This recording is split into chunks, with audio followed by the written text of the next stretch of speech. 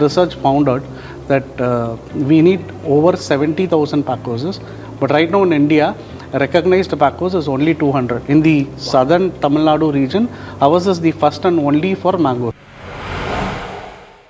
90% of the mangoes are artificially ripened. Doing good is profitable. Being happy is successful. Every mango that comes out from MangoPoint is going to be definitely carbide free. 100%. Exactly, 100%. Yes, 100% carbide free. Yes. 2 tons, which 2000 kgs of mangoes were sold in 2 hours.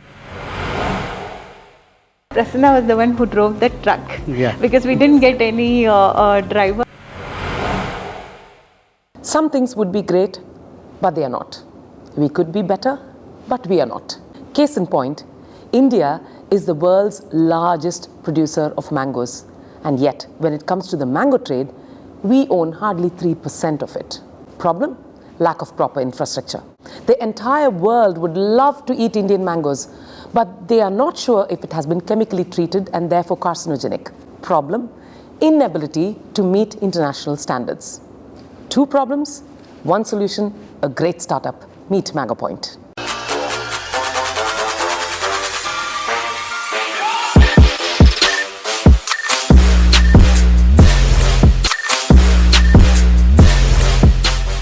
Manjula and Prasanna, thank you very much for joining us. You have both been in tech and you've been abroad, but you gave all of that up and decided to come and do this. Tell us why. We are very connected to our roots, right? My dad was in army, so for me, nation is pride. So, and Prasanna, by nature, he's a farmer. We decided that we had to come back and we know something with agriculture is what, something with agri-technology. That's what we wanted to focus on. Her reason was like more being my nation, like that kind of a thing. For me, it's all family. For me, it is tough to be away from family, tough to be away from my village, right? Even when I opened this episode, I spoke about the lack of infrastructure and the inability to meet international quality standards as problems. So when you say that you are the first packhouse in the region and you're the first integrators for mangoes, is that what you're solving? For a layperson, explain this to us. Generally, when we talk about agri as a infrastructure for agriculture, right, we talk about storage, godowns and cold chain solutions and all that. So, Ministry of Farmer Welfare and Agriculture did a research in 2016, and what they figured out was we do have enough storage, just that it is in certain pockets. It has to be more integrated. But what we do not have is this concept of integrated packhouse. So, what is integrated packhouse?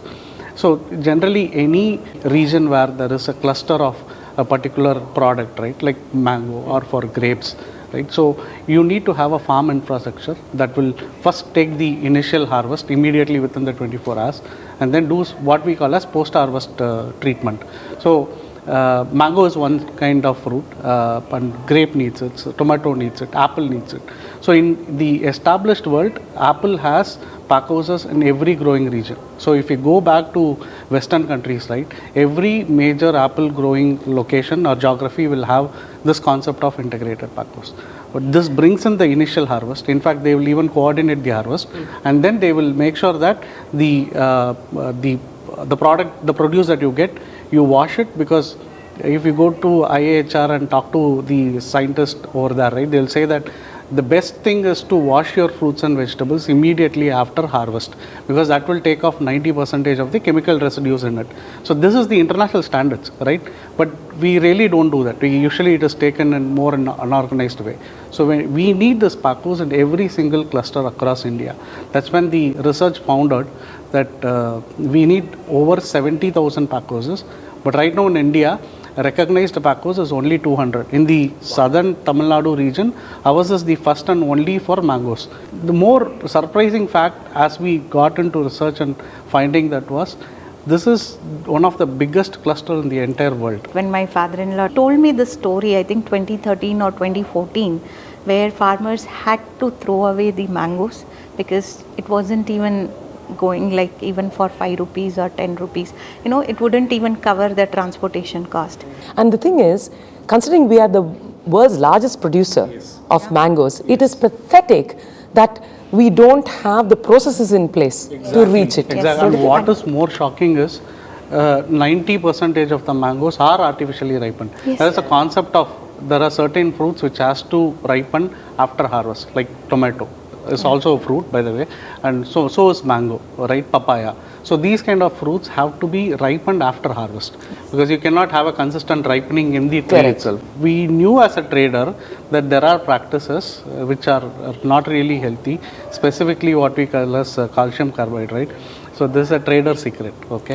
So It is carcinogenic, it's no secret. Everybody knows it's carcinogenic. And it's banned in the US, right? yeah, it is banned it's all over banned the world. Even in actually. India, it is Even banned. in India, it is But banned. unfortunately, you don't have that infrastructure. The people, they don't have patience. Everyone wants to make that quick money within that 3 or 4 months, right?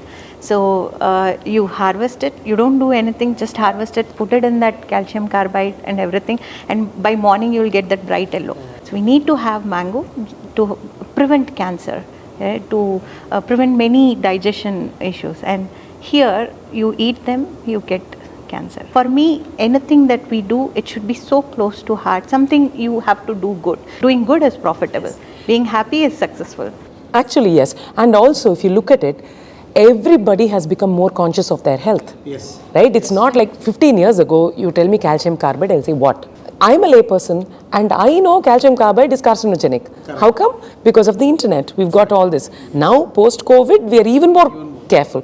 So, which means you want to do good and people want good. So, there's a perfect match, don't you think? Exactly. Yeah. And that's what we figured out in this entire business model, right? Not just the mangoes, the product that comes out of the mangoes. How we can ensure that entire suite of mango that we take all through the year is completely free of these carcinogenic calcium carbide. So, every mango that comes out from MangoPoint is going to be definitely carbide free. 100%. Exactly, Yes, 100% carbide Yes. free. Yes. And you're also going to be locally sourcing, Yes. and you are getting it from the region immediately into Yes. your systems, Yes. into your pack house. So you are grading it, sorting it, and you're washing it, and all of that. So we are expecting international quality. Yes. Exactly. Right? Yes. Yeah. So are you looking at the domestic market alone, or also the export market? How are you looking at it? Actually, when we started the business, we were only focused on we need to get a better income for the farmers. So that's when we said, like, because our connect, everything, network, everything was, abroad.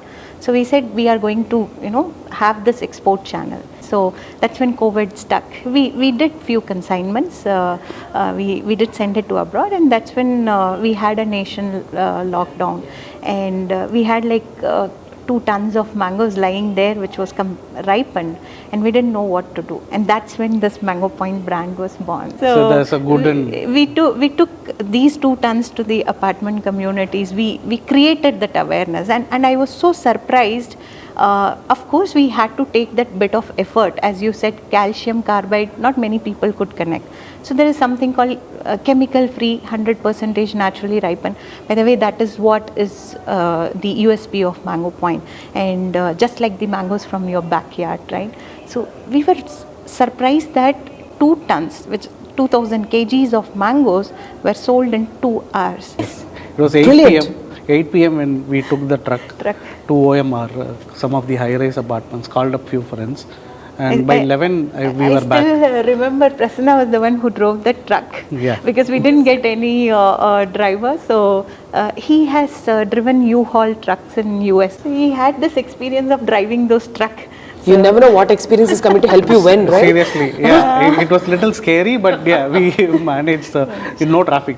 So Yeah, and I was his helper at that time, sitting in the truck, and then I went because I had to write down. This is another problem, right? We are not catering to our own people, right? Correct. So we need a brand, because we need to be very loud with our USP, right? So that's why we need that brand. And that's when it's like focuses on export and export services, but that's 30% of our business, and then 70% is focused on the domestic, and the 30% is focused on the value additions that we do. That can go both export and domestic.